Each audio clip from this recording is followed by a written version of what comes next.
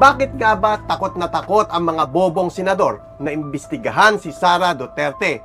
Anong itinatago nila at anong presyo ng katotohanan kung mismong Senado ginagamit para gawin legal ang pagnanakaw sa kaban ng bayan?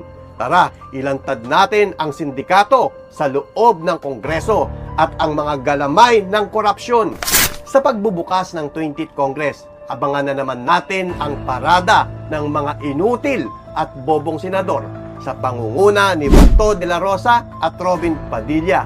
Oo, sila mismo ang magbabantay at pipigil sa impeachment. Lahat yan para protektahan si Sara Duterte at gawin legal ang pagnanakaw sa pera ng bayan. Ang tanong, bakit nila ginagawa ito?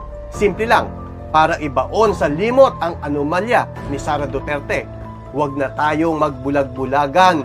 Alam ng lahat, may malaking issue si Sara sa paggamit ng pondo ng bayan. Clear daw siya, sabi ng COA. Huwag kayong uto-uto, ang pagka-clear niya ay papel lang. Ang COA, papel lang ang tinitignan. Basta kumpleto ang resibo, liquidation at mga dokumento, pasado ka na. Pero paano kung peke o ghost project ang nakapaloob dyan?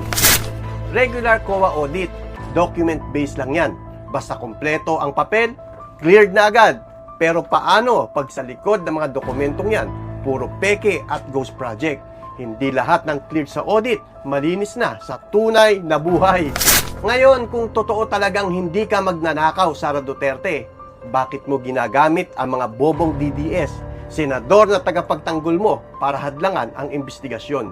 Kung malinis kang tao, harapin mo ang impeachment at ilabas mo ang salin mo at bank account mo. Huwag kang magtatago sa likod ng mga galamay mo. Ngayon, ito ang tanong, gaano karami ang mga bobong DDS? Alam ba ninyo kung gaano karami ang mga bobong DDS? Sa Davao pa lang, kaya nilang magpanalo ng congressman na mahilig manaksak ng bugaw. Ganyan karami ang mga loyalista ni Sara. Lahat sunod-sunuran, lahat bulag sa katotohanan.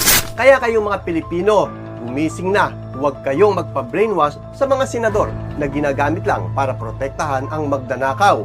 Magkakaalaman na, impeach yung impeach, ilabas ang katotohanan para wala nang makalusot na bobong senador at kawatan sa gobyerno.